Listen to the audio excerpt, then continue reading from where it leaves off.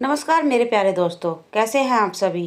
दोस्तों, आज फिर मैं एक नई कहानी लेकर आई हूँ जिसका टाइटल है कब्रिस्तान के पिशाच। दोस्तों, मेरी ये कहानी सुनने के लिए मेरे चैनल को लाइक करें, शेयर करें और सब्सक्राइब करें। तो कहानी शुरू करते हैं। दोस्तों, रात के 10 बजे ऑफिस से लौटते वक्त निखिल अपनी करीबी दोस्त रॉबर्ट की कब्र पर फूल चढ़ाने कब्रिस्तान पहुंचा। कब्रिस्तान के सामने अपनी कार पार्क करके उसने कब्रिस्तान पर एक नज़र डाली। रात के वक्त पूरी तरह सुनसान था, इतना कि हवा के झोंके से पेड़ के गिरने वाले पत्तों की आवाज़ भी उसे साफ सुनाई दे रही थी। उसने कब्रिस्तान में जाकर अपने साथ लाए हुए आरकंडी के फूल रॉबर्ट की कब्र पर रख दिए। मिनट मौन करते हुए खड़ा रहा। फिर जब वह वापस बाहर आने के लिए पीछे मुड़ा, तब उसे एक कब्र पर बैठी छोटी बच्ची दिखाई दी। बच्ची के हाथ में एक हरे रंग का कांच का टुकड़ा था। से वह बार बार आंख पर लगा के आसपास की कब्रों को देख रही थी। निखिल कुछ मिनट वहीं खड़े रहकर देखता रहा। वह इंतजार कर रहा था कोई उस बच्ची की पहचान का आए और उसे सही सलामत अपने साथ घर ले जाए, पर ऐसा हुआ नहीं। फिर निखिल उस बच्ची के पास जाकर खड़ा हुआ। निखिल की तरफ देखते हुए वह छोटी बच्ची मुस्कुराई।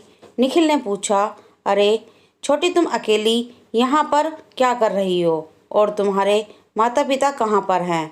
फिर वह बोली, मेरी मम्मी पापा अगले कब्रिस्तान में गए हैं, वहाँ पर रहते हैं। वहाँ से कुछ ही दूर एक और कब्रिस्तान था, इसलिए निखिल को लगा कि बच्ची शायद उसी कब्रिस्तान के आसपास कहीं रहती होगी, शायद ठीक से पता याद नहीं होगा।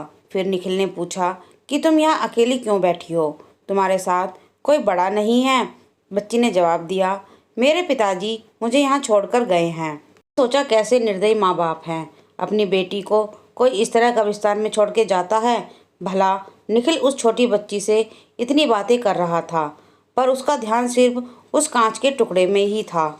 वह बस उसमें एक आंख बंद करके इधर उधर देख रही थी। निखिल ने आखिर उस बच्ची से पूछ ही लिया कि तुम कांच में से क्या देख रही हो। उसने जवाब दिया कि इस हरे कांच के टुकड़े में मुझे गायब होने वाले लोग दिखते हैं, बहुत मज़ा आता है। गायब होने वाले लोग। निखिल को कुछ समझ में नहीं आया। वह बच्ची के साथ और कुछ देर खड़ा रहा, फिर उसे गोद में उठाकर कब्रिस्तान से बाहर निकल आया। चलते चलते गोद में बैठी उस बच्ची ने अपना नाम त्रिशला बताया। निखिल ने जैसे ही कब्रिस्तान से बाहर कदम रखा, उसका बदन ठंड से कांपने लगा। पर निखिल का ध्यान जब उसकी कार के पास खड़ी उस बच्ची त्रिशा की तरफ गया, तब उसे हैरानी हुई, क्योंकि उस पर इस खून जमाने वाली सर्दी का कोई भी असर नहीं हो रहा था।